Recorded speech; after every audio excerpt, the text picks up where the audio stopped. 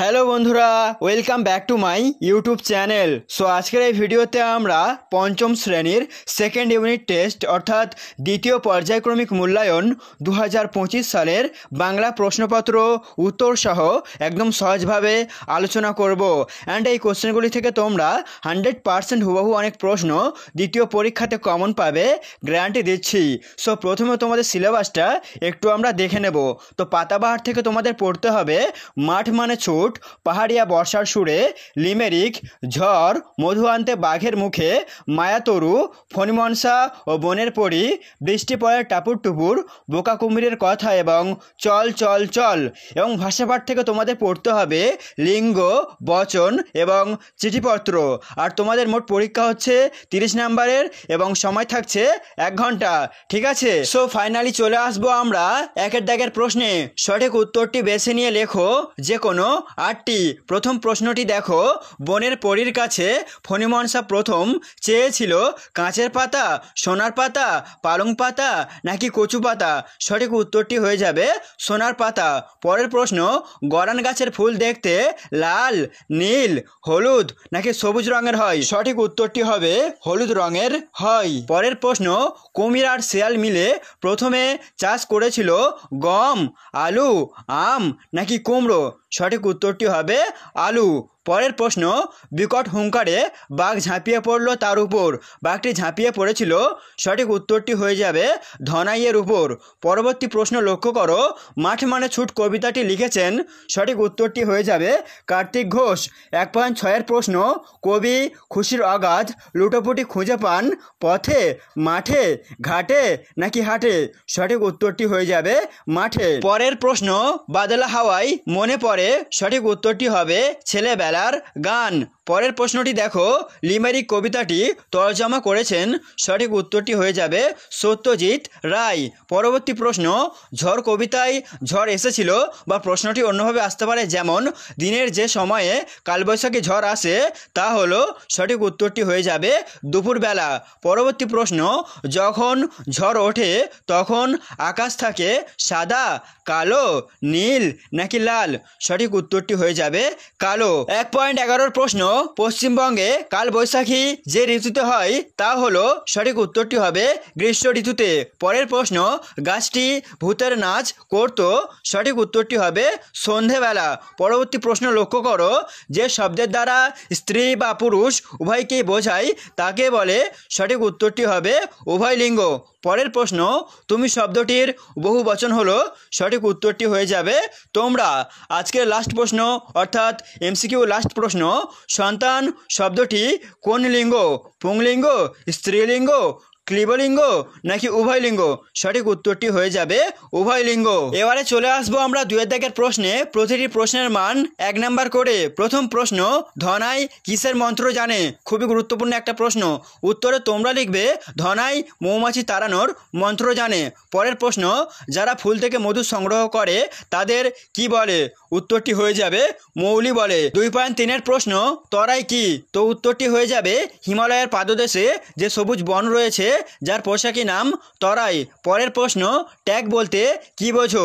উত্তরটি তোমরা এভাবে লিখবে, দুটি ছোট নদী মেশার ফলে তৈরি হওয়া ত্রিভুজ আকৃতির জমিকে ট্যাগ বলে। পরের প্রশ্নটি লক্ষ্য করো, বাংলার বাঘ নামে কে পরিচিত? খুবই গুরুত্বপূর্ণ একটা প্রশ্ন। উত্তরটি হয়ে যাবে স্যার আশুতোষ মুখোপাধ্যায় বাংলার বাঘ নামে পরিচিত। পরবর্তী প্রশ্নটি লক্ষ্য করো, মায়াতরুকে কোন সময় মনে হতো মুকুট হয়ে ঝাঁক বেঁধেছে লক্ষ হীরার মাছ?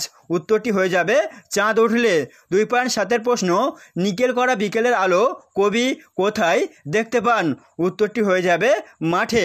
2.8, পালিয়ে গেল অনেক দূরে। কে পালিয়ে গেল? পালিয়ে সে কোথায় গেল? খুবই গুরুত্বপূর্ণ একটা প্রশ্ন।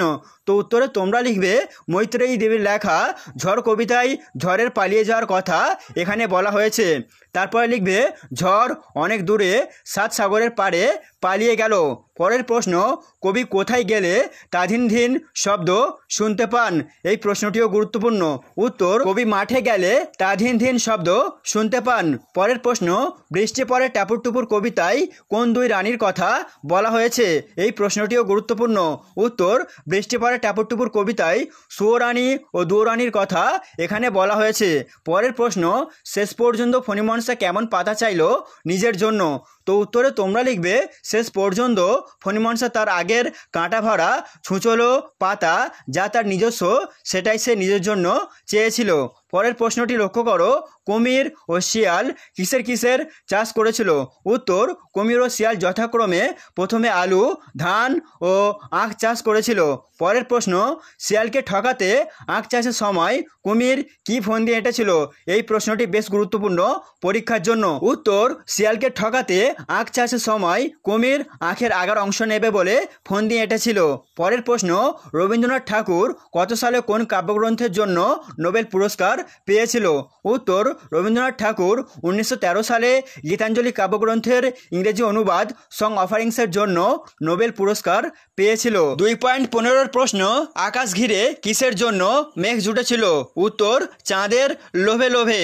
পরের প্রশ্ন, কোন কোন বাংলা মাসে সাধারণত বৃষ্টি হয়? উত্তরটি হয়ে যাবে আষাঢ়, শ্রাবণ ও ভাদ্র মাসে সাধারণত বৃষ্টি হয়। পরের প্রশ্ন, মাঠ মানে তো সবুজ প্রাণের শাশ্বত এক দ্বীপ, শাশ্বত শব্দের অর্থ কী? উত্তর, শাশ্বত শব্দের অর্থ হলো চিরকালীন। এবারে চলে আসবো আমরা 3 দাগের প্রশ্নে। যে কোনো 3টি প্রশ্নের উত্তর দিতে হবে এবং প্রতিটি প্রশ্নের মান 2 নাম্বার করে। তো প্রথম প্রশ্নটি দেখো, ধনাই কিভাবে বাঘের হাত থেকে বেঁচে গেল? খুবই গুরুত্বপূর্ণ একটা প্রশ্ন পরীক্ষার জন্য। তো উত্তরে তোমরা লিখবে, মধুর কলসি মাথায় নিয়ে শিশে পার হচ্ছিল ধনাই। সেই সময় তাকে লক্ষ্য করে একটা বাঘ ঝাঁপ দিয়েছিল। বড়ার জোরে বাঘটা ধাক্কা খেয়েছিল একটা তবলা গাছের ডালে। মাথায় জোর আঘাত পেয়ে বাঘটি শিশের মধ্যে পড়ে যায়। মধু ভরা কলসিটিও ভেঙে পড়ে বাঘের মাথায়। এইভাবে ভাগ্যের জোরে বাঘের হাত থেকে ধনাই বেঁচে যায়। অথবা মধুর চা খুঁজে পাওয়ার পন্থাটি কি? এই প্রশ্নটাও তোমরা এর সাথে করে যাবে। তো উত্তরটি তোমরা দেখে নাও। মধুর চা খুঁজে পাওয়ার পন্থা বা উপায়টি হলো মৌমাছিকে অনুসরণ করা। বনের মধ্যে মৌমাছি ফুল থেকে মধু নিয়ে কোন দিকে ছুটে যাচ্ছে তা নজর রাখতে হবে। সেই মতো মৌমাছির পিছু পিছু গেলেই মধুর চাক খুঁজে পাওয়া যাবে। পরের প্রশ্ন, ভগবানের প্রাসাদে পৌঁছে ব্যাঙ কি দেখলো? এই প্রশ্নটিও বেশ গুরুত্বপূর্ণ। উত্তর, ভগবানের প্রাসাদে পৌঁছে ব্যাঙ দেখলো যে দেবতারা নানান ভোজ ও আনন্দ উৎসবে ব্যস্ত হয়ে আছে। দেবতাদের স্ত্রী ও মন্ত্রীরা মহানন্দে দিন কাটাচ্ছে। 3.3 প্রশ্ন, মায়াতরু শব্দটির অর্থ কি? মায়াতরু কবিতায় গাছটিকে মায়াতরু বলা হয়েছে কেন? এই প্রশ্নটি খুবই গুরুত্বপূর্ণ, পরীক্ষায় আসার মতো একটি প্রশ্ন। তো উত্তরে তোমরা লিখবে, মায়াতরু শব্দটির অর্থ হলো মায়াবী গাছ। তারপরে লিখবে, মায়াতরু কবিতায় দিনে ও রাতের বিভিন্ন সময়ে গাছটি কবির চোখে বিচিত্র রূপে ধরা পড়েছে। ভূত, ভাল্লুক, হীরের মাছ এমন অনেক রূপেই গাছটিকে কবি দেখেছেন। আলো, অন্ধকার, জ্যোৎস্না, বৃষ্টিতে গাছটির চেহারা মায়াবী হয়ে উঠেছে, তাই গাছটিকে মায়াতরু বলা হয়েছে। পরের প্রশ্ন, ছোট্ট ফণিমনসা গাছের মনে শান্তি ছিল না কেন? এই প্রশ্নটিও বেশ গুরুত্বপূর্ণ। উত্তর, আশপাশের গাছেদের পাতাগুলো বেশ সুন্দর, অথচ তার পাতাগুলো বিচ্ছিরি রকমের ছুচালো আর কাঁটাযুক্ত হওয়ায় ছোট্ট ফণিমনসা গাছের মনে শান্তি ছিল না। পরের প্রশ্নটি দেখো, ঝড়ের সঙ্গে শিশুর মনে কিসের তুলনা ঝড় কবিতায় ধরা পড়েছে? এই প্রশ্নটিও তোমরা ভালো করে দেখে রাখবে। উত্তরটি হয়ে যাবে মৈত্রেয়ী দেবীর লেখা ঝড় কবিতায় শিশুর মনে ঝড়ের সঙ্গে একটি দোষী ছেলের তুলনা ধরা পড়েছে। তার মনে হয়েছে দোষী ছেলেটি যেন আকাশের গায়ে কালির দোয়াত ঢেলে দিয়েছে। পরের প্রশ্ন, দুপুরবেলা চারিদিক অন্ধকার হয়ে গেল কেন? খুবই গুরুত্বপূর্ণ প্রশ্ন। উত্তর, ঝড় কবিতায় দুপুরবেলা হঠাৎ ঘন কালো মেঘে আকাশটা ঢেকে গিয়েছিল। বকুলতলা, চাপার বন, নদীর জল সব কালো হয়ে গিয়েছিল, তাই দুপুরবেলা চারিদিক অন্ধকার হয়ে গেল। পরের এক্সট্রা প্রশ্নটি দেখো, টিকা লেখো শীষে। উত্তরে তোমরা লিখবে, শিবশঙ্কর মিত্রের শব্দের মধুয়ান্তে বাঘের মুখে রচনায় আমরা সিসে শব্দটি পাই। জঙ্গলের মধ্যেকার ছোট সরু খাতকে সিসে বলে। সিসে সাধারণত 3-4 হাত চওড়া হয়। সুন্দরবনের গভীর অঞ্চলে সিসে দেখা যায়। চলে আসছে আমরা 4 দাগের প্রশ্নে। প্রতিটি প্রশ্নের মান 1 নাম্বার করে। প্রথম প্রশ্ন, বচন কাকে বলে? বচন কয় প্রকার ও কি কি?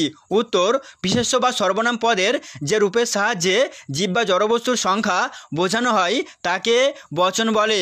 বাংলা ভাষায় বচন 2 প্রকার, তথা একবচন এবং বহুবচন। 4.2 এর প্রশ্ন, একবচন ও বহুবচন কাকে বলে? উদাহরণ দাও।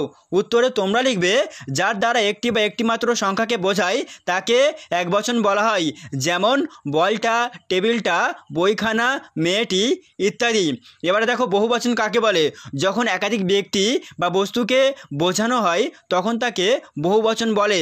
যেমন বইগুলো, মানুষেরা, কয়েকটি কলম ইত্যাদি। এবারে দেখো 4.3 এর প্রশ্ন, লিঙ্গ কাকে বলে?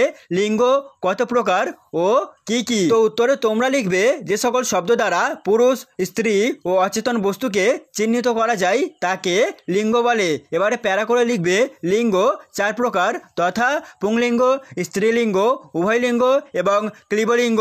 পরের প্রশ্নটি দেখো, লিঙ্গ পরিবর্তন করতে হবে। তো প্রথমে আছে বিধান, এটা লিঙ্গ পরিবর্তন করলে হবে বিদুষী। তারপর আছে গুণবান, এটা লিঙ্গ পরিবর্তন করলে হবে গুণবতী। তারপর আছে বুদ্ধিমান, এটা হবে বুদ্ধিমতী। তারপর আছে অধ্যাপক, এটা হবে অধ্যাপিকা।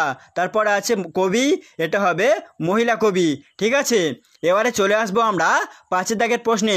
যে কোনো একটি বিষয় অবলম্বনে পত্র রচনা করতে হবে, যার জন্য থাকছে 5 নাম্বার করে। তো প্রথমে দেখো, তোমার জন্মদিনে বন্ধুকে একটি আমন্ত্রণ পত্র বা চিঠি লেখো, অথবা বিদ্যালয়ে অনুপস্থিতির কারণ জানিয়ে প্রধান শিক্ষক মহাশয়ের কাছে একটি পত্র বা চিঠি লেখো। খুবই গুরুত্বপূর্ণ এই দুটি চিঠি তোমরা ভালোভাবে তৈরি করবে। তো এই চিঠি দুটির উত্তর আমরা স্ক্রিনশটের মাধ্যমে তোমাদেরকে একটু দেখিয়ে দিচ্ছি, কারণ ভিডিওটি এমনিতে অনেক বড় হয়ে গেছে, তাই স্ক্রিনশটের মাধ্যমে আস্তে আস্তে তোমরা একটু উত্তরগুলো দেখে নিও। তো যাই হোক বন্ধুরা, এটাই ছিল তোমাদের ক্লাস 5-এর সেকেন্ড ইউনিট টেস্টের বাংলা সাজেশন। এই সাজেশনটি তোমরা পরীক্ষার আগে ভালো করে তৈরি করে নাও। আই হোপ তোমরা এখান থেকে অনেক প্রশ্ন পরীক্ষাতে কমন পেতে চলেছো। সেই সঙ্গে আজকের মতো ভিডিওটি এখানেই এন্ড করছি। সবাই ভালো থাকবেন, ধন্যবাদ।